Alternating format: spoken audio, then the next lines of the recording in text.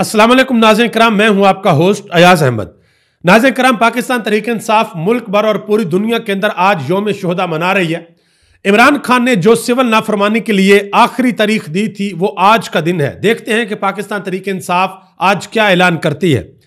इसके अलावा एक बड़ी खबर यह है कि डोनाल्ड ट्रंप ने एक अहम पोजीशन के ऊपर बड़ा इंपॉर्टेंट बंदा तैनात कर दिया है, और यह वो बंदा है कि जिसने 26 तारीख को, जब पाकिस्तान तहरीक इंसाफ के लोग इस्लामाबाद के अंदर दाखिल हो चुके थे, उस दिन उस बंदे ने इमरान खान को रिहा करने के लिए एक ट्वीट भी किया था। तो यह एक बहुत बड़ी डेवलपमेंट है। इस डेवलपमेंट को लेकर पाकिस्तान के अंदर अच्छी खासी बात हो रही है और हुकूमत अच्छी खासी परेशान भी है। आज पाकिस्तान तहरीक इंसाफ जो एक इवेंट करने के लिए जा रही है, पहले मैं उसके बारे में आपको बता दूं। और पाकिस्तान तहरीक इंसाफ से एक मुतालबा किया जा रहा था कि आपके साथ जो कुछ भी हुआ है, आप वो सारी की सारी चीजें इंटरनेशनल मीडिया के सामने रखें, एक प्रेस कॉन्फ्रेंस करें। तो वो काम भी कर दिया गया है। पहले आपको यह बता दूं कि बागे नारायण पेशावर के अंदर आज यौम शुहदा मनाया जा रहा है और आज वहां से अहम तरीन ऐलान भी हो सकता है। पाकिस्तान तहरीक इंसाफ की सीनियर क़यादत, जिसमें अली अमीन गंडापुर, असद कैसर और बाकी जो दूसरे लोग हैं, उन्होंने इस हवाले से अहम तरीन पैगाम भी जारी किए।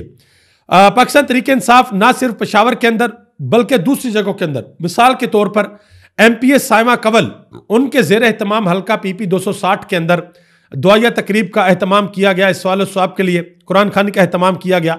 इसके अलावा अब्दुल सलाम फरीदी जो कि MPA हैं, उनकी रहायशगाह के ऊपर कुरान खानी का एहतमाम किया गया। इसके अलावा जफरवाल में, नारवाल के करीब ये इलाका है, वहां पर दुआया तकरीब का एहतमाम किया गया। तो तहरीक इंसाफ के लोग ना सिर्फ पाकिस्तान बल्कि पूरी दुनिया के अंदर आज यौम शुहदा मना रहे हैं और इसकी वजह से हुकूमत के ऊपर भी बहुत ज्यादा प्रेशर पड़ेगा। अब अली अमीन गंडापुर ने कल एक अहम तरीन बात की है। उससे कबल आपको यह बता दूं कि इंटरनेशनल मीडिया के सामने शेख वकास अकरम ने एक प्रेस कॉन्फ्रेंस की है और इंटरनेशनल मीडिया के सामने तमाम सबूत रखे हैं, सारी की सारी वीडियोस चलाई गई हैं। उसमें जो पाकिस्तान के जर्नलिस्ट हैं, जिन्होंने वहां पर अपनी आंखों से सब कुछ देखा और अपने कानों से सब कुछ सुना, उनके बयानात भी चलाए गए हैं। और इंटरनेशनल मीडिया को यह बताया गया है कि पाकिस्तान तहरीक इंसाफ के लोग जब पुरअमन एहतजाज करने के लिए डी चौक पर आए तो उस वक्त उनके साथ क्या किया गया, यानी कि 26 नवंबर की रात को पाकिस्तान तहरीक इंसाफ के लोगों के साथ क्या किया गया। अली अमीन गंडापुर ने कल एक जगह पर खिताब करते हुए कहा कि मैं एक फौजी का बेटा हूं, एक फौजी का भाई हूं। मुझे अफसोस है कि हुकूमत ने फौज से हम पर गोलियां मरवाई। उन फौजियों और पुलिस वालों से कहता हूं कि ऐसे रिस्क पर लानत है जो तुमको कातिल बनाए।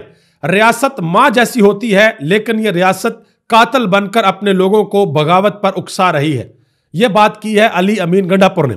अच्छा, एक और बात की जा रही है। वो बात यह है कि यह बातें हो रही हैं कि अगर इमरान खान अडयाला जेल से सिविल नाफरमानी की फाइनल तहरीक का ऐलान कर देते हैं और अली अमीन गंडापुर भी उसको एंडोर्स करते हैं कि जो इमरान खान कह रहा है हम वो करेंगे, तो अली अमीन गंडापुर की हुकूमत को KPK के अंदर पैक कर दिया जाएगा। ठीक है, अब हो सकता है कि ये डराया जा रहा हो, ये पाकिस्तान के बड़े बड़े सहाफी ये बातें कर रहे हैं, लेकिन ये आने वाले वक्त में पता चलेगा।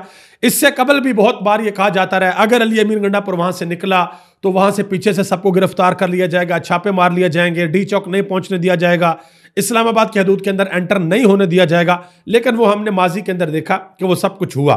जो हुकूमत के साथ हुआ वो भी देखा और जो तहरीक इंसाफ के साथ हुआ वो भी देखा। अच्छा जी, इसके अलावा एक और बड़ी अहम खबर है। इस वक्त पाकिस्तान के अंदर जितनी भी सियासी जमातें हैं, उनमें जो सबसे ज्यादा तगड़ा और पावरफुल सोशल मीडिया है वो पाकिस्तान तहरीक इंसाफ का है। यह ऐसा सोशल मीडिया है कि अगर इनकी जमात के अंदर से भी कोई दो नंबरी करने की कोशिश करता है तो ये उसके पीछे लग जाते हैं और जब तक उससे अपना मुतालबा मनवा नहीं लेते ये उसका पीछा नहीं छोड़ते। एक छोटी सी मिसाल है, वो मैं आपके सामने रखने के लिए जा रहा हूं। ज़रताज गुल वजीर, डेरा गाजी खान इनका हल्का है वहां पे, तो इनके हल्के से भी एक शख्स शहीद हो गया, उसकी जान चली गई इस्लामाबाद डी चौक एहतजाज में। तो लोगों ने सोशल मीडिया के ऊपर आवाज उठाई कि आपको उनके घर जाना चाहिए। तो ये 20 दिन तक उनके घर नहीं गई और फाइनली काशिफ अब्बासी के शो के अंदर बैठकर यह कहा कि मेरे ऊपर बहुत ज्यादा प्रेशर है कि मैं उस शहीद के घर पर ना जाऊं। लेकिन सोशल मीडिया इमरान खान का बड़ा तगड़ा भाई, और इमरान खान ने भी अंदर से कह दिया कि सब जाएं, शहीदों के घर में जाएं, वहां पर जाकर तज़ियत करें। तो ज़रताज गुल वजीर 20 दिन बाद जो उनके पार्टी कारकुन थे शफीक लुंड, जो कि शहीद हो चुके हैं, उनके घर पहुंची हैं और जाकर उन्होंने तज़ियत की है। इसके अलावा पाकिस्तान तहरीक इंसाफ को एक मशवरा दिया गया है महमूद खान अचकज़ई की जानिब से, जो कि उनके इत्तेहादी हैं। उन्होंने कहा कि पाकिस्तान तहरीक इंसाफ को इस वक्त हुकूमत के साथ बातचीत जरूर करनी चाहिए, डायलॉग करना चाहिए। अगर कोई बात नहीं बनती, हुकूमत हाथ नहीं पकड़ाती, तो फिर आपके पास ऑप्शन है, आप सिविल नाफरमानी की तहरीक की तरफ जा सकते हैं, फिर आप तहरीक चला सकते हैं। लेकिन पहला मशवरा यह है कि सिविल नाफरमानी की तहरीक को थोड़ी देर के लिए आप मौखर करें और हुकूमत के साथ एंगेज होने की कोशिश करें, बातचीत की कोशिश करें। उन्होंने कहा कि जो भी करना होगा आपको पूरी प्लानिंग के साथ करना होगा। यह बात महमूद खान अचकजई ने कही है। डॉक्टर बाबर अवान ने हुकूमत को फाइनल पैगाम दिया है। उन्होंने कहा कि बातचीत होती है तो ठीक है, अगर बातचीत आप लोगों ने नहीं करनी तो फिर सिविल नाफरमानी की तहरीक के लिए आप लोग तैयार हो जाएं। यह बात की है डॉक्टर बाबर अवान ने। पाकिस्तान तहरीक इंसाफ के बहुत से कारकुनान ऐसे थे जिनको डी चौक से गिरफ्तार कर लिया गया था। उनमें से बहुत से लोगों को अदालत की जानिब से डिस्चार्ज किया गया और अदालत के अंदर बैठे जज साहब ने यह भी कहा कि अगर इन लोगों को पुलिस ने दोबारा गिरफ्तार किया तो मैं फिर एक्शन लूंगा और उन पुलिस वालों को हथकड़ियां पहनाऊंगा। लेकिन हुआ क्या, कल रात को जब अदालत ने लोगों को डिस्चार्ज किया तो पुलिस ने लोगों को दोबारा गिरफ्तार कर लिया। एक एसएचओ थे जिनका नाम है इशफाक वड़ाइच। उन्होंने मीडिया के लोगों से कहा कि मीडिया के लोग पीछे चले जाएं वरना मैं उनको गिरफ्तार करवा दूंगा। और यह भी कहा कि जो मीडिया वाला बात नहीं मानता उसको फौरी गिरफ्तार करके एहतजाज केस में डाल दो। यह आप अंदाजा लगा लें कि अदालत यह कह रही है कि लोगों को डिस्चार्ज करो, लोगों को दोबारा गिरफ्तार नहीं करना, और इस्लामाबाद की पुलिस यह कह रही है कि मीडिया भी यहां से पीछे हट जाए, मीडिया रिपोर्ट ना करे जो कुछ हो रहा है। अगर मीडिया ने रिपोर्ट किया तो मीडिया वालों को भी पकड़ के हम केस के अंदर डाल। ये इस वक्त पाकिस्तान के अंदर पुलिस कर रही है भाई। अब आगे आ जाए, जो शुरू में मैंने आपको बताया कि डोनाल्ड ट्रंप ने एक अहम तरीन तैनाती की है, अपनी टीम का एक अहम तरीन बंदा एक जगह पर अपॉइंट किया है जिसका नाम है रिचर्ड ग्रेनल। उस बंदे को स्पेशल मिशंस के इल्ची के तौर पर नामजद कर दिया है, उसको लगा दिया है। अब यह बंदा क्या करेगा? पूरी दुनिया के अंदर अमेरिका के जो स्पेशल मिशंस होते हैं, मिसाल के तौर पर अभी माजी के अंदर अफगानिस्तान एक स्पेशल मिशन था, पाकिस्तान के अंदर, दुनिया के दूसरे मालक के अंदर, तो वहां का इल्ची डोनाल्ड ट्रंप ने इस बंदे को नामजद किया है कि अगर किसी मुल्क के अंदर कोई मसला है तो यह बंदा उसको देखेगा और डोनाल्ड ट्रंप को रिपोर्ट करेगा। आसान अल्फाज में आप इसको ऐसे कह सकते हैं। अब यह वो बंदा है कि जिसने 26 नवंबर को ब्लूमबर्ग ने एक ट्वीट किया और बताया कि किस तरीके से पाकिस्तान के अंदर लोग बाहर निकले हुए हैं और बाहर निकलकर इमरान खान की रिहाई का मुतालबा कर रहे हैं। तो इस बंदे ने ट्वीट किया रिलीज इमरान खान। इसके अलावा इसने एक और ट्वीट भी किया हुआ पाकिस्तान के हवाले से जिसमें लिखा हुआ है वॉच पाकिस्तान, और लिखा हुआ है कि जिस तरीके से अमेरिका के अंदर ट्रंप है इसी तरीके से एक लीडर पाकिस्तान के अंदर भी है इमरान खान, और उसको जाली मुकदमों के अंदर जेल के अंदर बंद किया हुआ। यह ट्वीट आप दे सकते हैं, यह उस बंदे ने ट्वीट किया हुआ है। और डोनाल्ड ट्रंप ने एक डिटेल ट्वीट किया इसके हवाले से कि मैं इस बंदे को लगा रहा हूं, और यह बंदा पहले जर्मनी का एम्बेसडर भी रह चुका है, acting director of national intelligence भी रह चुका है, इसके अलावा और भी बड़ी अहम पोजीशंस है जिसके ऊपर यह बंदा रह चुका है। तो यह पहली तैनाती है जिसकी वजह से पाकिस्तान के हलकों के अंदर बड़ी बात हो रही है कि भाई एक तो वो था डोनाल्ड लू जिसने असद मजीद के साथ, पाकिस्तानी एम्बेसडर के साथ वहां पर मुलाकात की और उसके बाद एक साइफर आया और पाकिस्तान के अंदर हुकूमत उलट गई। तो अगर इस बंदे ने आकर पूछ लिया या डोनाल्ड ट्रंप को जाकर रिपोर्ट कर दी कि जो बाइडेन की इंतजामिया ने इस तरीके से पाकिस्तान के अंदर रजीम चेंज कर दिया था, तो फिर हालात क्या होंगे? ये एक बड़ा अहम सवाल है। बहरहाल आने वाले दिनों में पता चलेगा। इस हवाले से समीना पाशा ने एक बड़ी अहम बात की है। उन्होंने कहा कि ये इंटरनेशनल प्रेशर की वजह से घबराए हुए हैं, ये कभी कोई बयान देते हैं तो कभी कुछ कहते हैं। उन्होंने कहा कि इस हुकूमत ने जो गोली चलाई है वो इनकी हलक के अंदर फंस गई है, ये ना हक खून इनके गले पड़ेगा। ये बात समीना पाशा ने की है।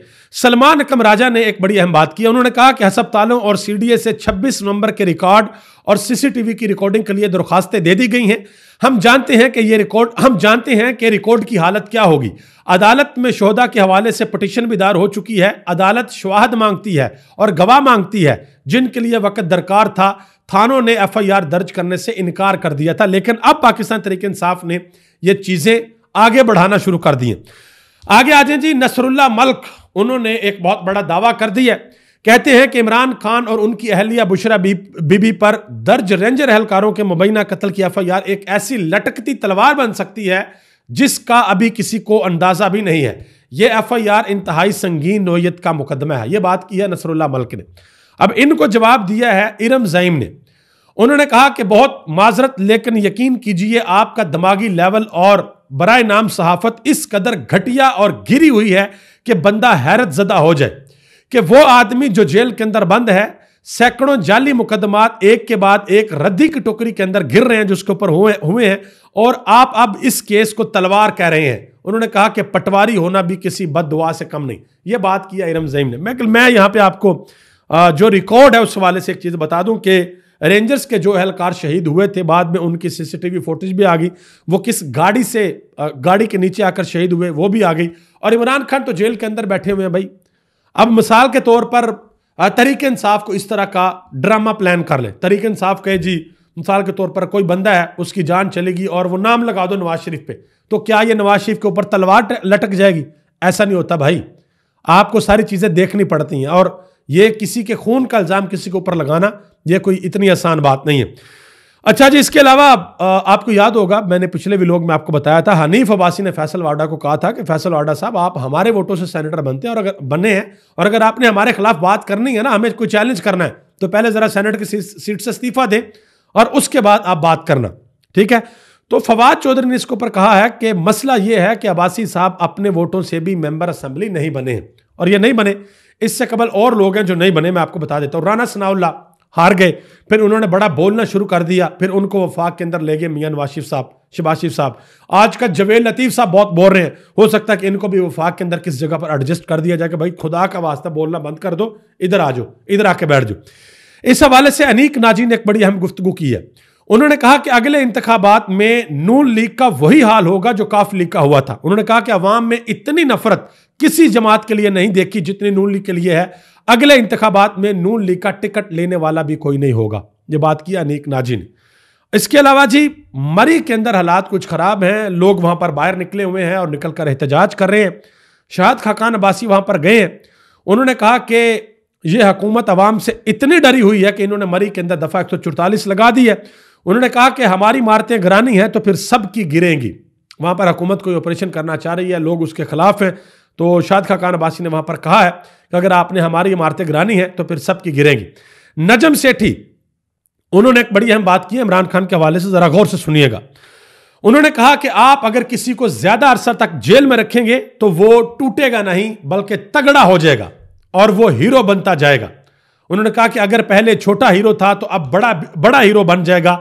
इमरान खान अब बहुत बड़ा हीरो बन गया है, उससे अब हराना नामुमकिन हो चुका है। यह बात की है नजम सेठी ने। मजीद इसके अलावा समी इब्राहिम ने एक बड़ी अहम बात की है। उन्होंने कहा कि मेरी जब इमरान खान के साथ आखिरी मुलाकात हुई तो मुझसे इमरान खान ने कहा कि यह जेल है और यह मैं हूं, मेरी हड्डियां तो इस जेल से बाहर जा सकती हैं लेकिन याद रखना कि किसी भी सूरत मैं डील नहीं करूंगा। यह बात बताई है, यह इंकशाफ किया है समी इब्राहिम ने। इसके अलावा इसार राना ने एक बात की इमरान खान के हवाले से। उन्होंने कहा कि इमरान खान ने इस सदी में जितना जीना था जी लिया, अल्लाह इमरान खान को उम्र हयात अता करे, लेकिन इमरान खान ने अगली कई सदियों तक खुद को जिंदा रखने का प्लान बना लिया है। वो कई सदियों तक एक जंगजू हीरो के तौर पर याद रखा जाएगा। यह उन्होंने बड़ी गहरी बात की है। देखें कितना आसान है इमरान खान के लिए कि आज इमरान खान कहे कि मैं पीपल्स पार्टी के साथ हुकूमत बनाने को तैयार हूं, नून लीग की हुकूमत को गिरा दो, गिर जाएगी। बल्कि जब 8 फरवरी का इलेक्शन इमरान खान जीता था तब इमरान खान कहता ठीक है मैं पीपल्स पार्टी के साथ हुकूमत बनाने को तैयार हूं, हुकूमत बन जाती। लेकिन तब से लेके आज तक इमरान खान अपने असूली मौकफ के ऊपर खड़ा है और यह कह रहा है कि किसी भी सूरत मैं अपने मौकफ से पीछे नहीं हटूंगा, चाहे उसके लिए मुझे अपनी जान की कुर्बानी ही क्यों ना देनी पड़े। यह बात इमरान खान बड़े सीधे तरीके से कहते हैं। आगे आ जाए जी, आपको पता है कि मौलाना फजल रहमान और हुकूमत के दरमियान बड़ी अनबन हुई थी मदारस रजिस्ट्रेशन बिल के हवाले से। तो पाकिस्तान के सदर जरदारी की जानिब से जो एतराज़ात उठाए गए हैं, उन्होंने कहा है कि मदारस की सोसाइटी एक्ट के तहत रजिस्ट्रेशन पर FATF GSP+ समेत दीगर आलमी पाबंदियों का खदशा है। उन्होंने कहा कि कानून की गिरफ्त कम और मनमानी ज्यादा होगी अगर हम इस चीज को करते हैं। लेकिन कल रात को ARY न्यूज के ऊपर एक खबर चलती है कि 17 दिसंबर को मदारस रजिस्ट्रेशन बिल की मंजूरी का इम्कान है। अगर तो ये हो जाता है तो ठीक है, और अगर नहीं हो जाता तो मैं अभी से बता रहा हूं मौलाना फजल रहमान हमेशा फ्रेंडली मैच खेलते हैं और वो फ्रेंडली मैच ही खेलेंगे। आप सबका बहुत बहुत शुक्रिया। मुझे इस दुआ के साथ इजाजत दें कि अल्लाह ताला पाकिस्तान और दुनिया भर में बसने वाले करोड़ों पाकिस्तानियों पर अपना खास फजल और करम फरमाए। और वो लोग जो पाकिस्तान को नुकसान पहुंचाना चाहते हैं, अल्लाह ताला उनको हदायत दे। अगर उनकी किस्मत के अंदर हदायत नहीं लिखी, अल्लाह उनको इबरत का निशान बनाए। आप सबका बहुत बहुत शुक्रिया। पाकिस्तान जिंदाबाद। पाकिस्तान के करोड़ों अवाम पाइंदाबाद।